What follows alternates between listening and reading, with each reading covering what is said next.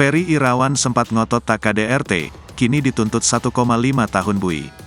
Kabarnya, setelah mendapat tuntutan 1,5 tahun penjara dari jaksa, Ferry Irawan akan mengajukan keberatan dalam sidang berikutnya.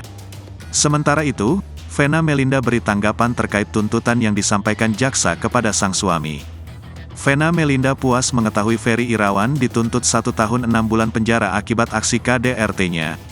Vena Melinda mengakui bahwa tuntutan yang disampaikan jaksa kepada Ferry Irawan sudah sangat tepat.